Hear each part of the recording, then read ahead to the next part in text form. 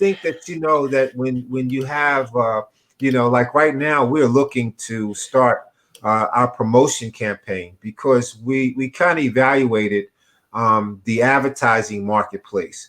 How do we get our brand out there? How do we let people know that we exist? How do we educate people on the services that we're here to offer?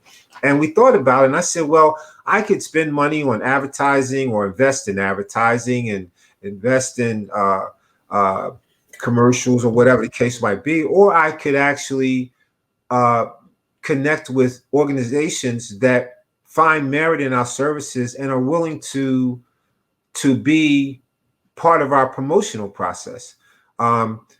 We just think that whether we spend the dollars here or we spend the dollars there, money's going to be spent. Money's going to have to be invested in order for us to get the exposure that we need.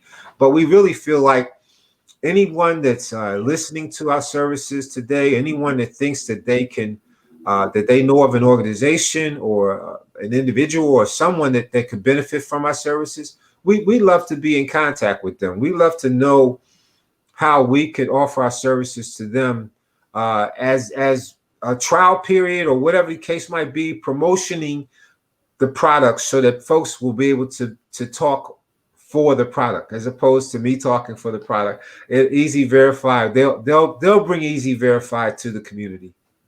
So what is the pitch to an organization? Like, how do you, if you were to talk to someone in that situation, what's the pitch? I know you gave a little bit of it, but like you're trying to convince someone else to pitch you. What's the pitch to them? Well, I mean, again, we feel that the value in the services are very clear.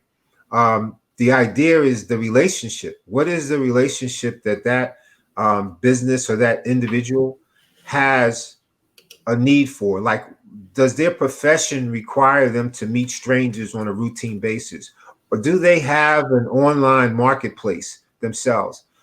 Do they use a dating site?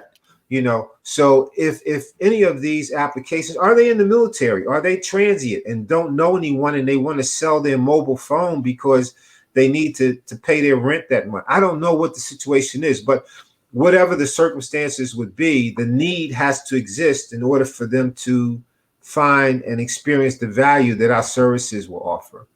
Why not take that exact scenario? Hey, are you in the military trying to sell your phone, and just focus on that one little niche aspect of it, and just I was going to ask, really maximize something like that, or just one of those organizations. Yeah, who your target market is right now. Yeah, well, our target market at this point, like I said, is so broad because we have not gotten the indications from either place. So what we're thinking right now is that doing what you guys are suggesting, we want to be able to say approach 2 or 3 different markets simultaneously, the primary 2 or 3 markets, and see which one maybe of those 3 is the most receptive, because then we can hone in on that particular market and have some relative confidence that things will be invested in the proper direction there.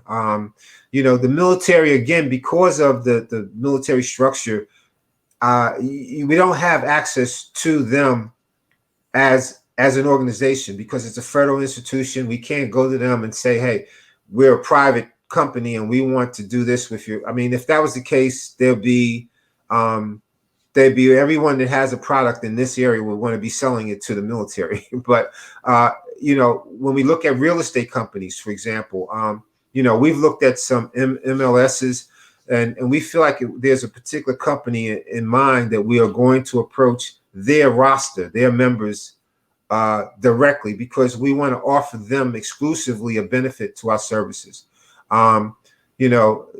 We're looking at a couple of different marketplaces. It's ironic because there was a experience I had not long ago. My wife has a little childcare business, but she needs some storage areas. So I told her, instead of maintaining a storage unit, I said, let's purchase a little Connex box, which we found, and we brought a Connex box from a guy. Well, when we brought the Connex box, they wanted us to wire them funds or transfer funds or it was some other means of them getting paid.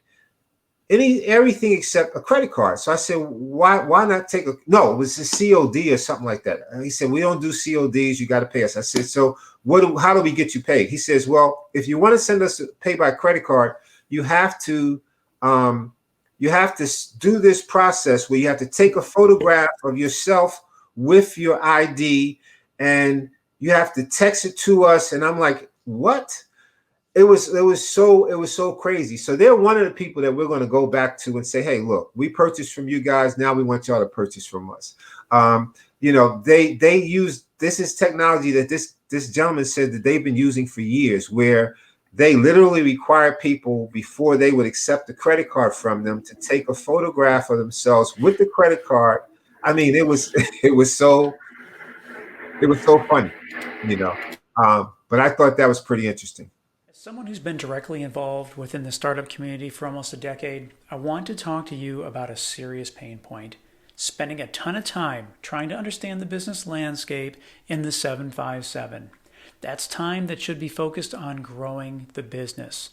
At StartWheel, we're here to help you by compiling all of the news you need to know about in one place. Now there's no need to search multiple websites. Just head to startwheel.org and see for yourself. That's startwheel.org.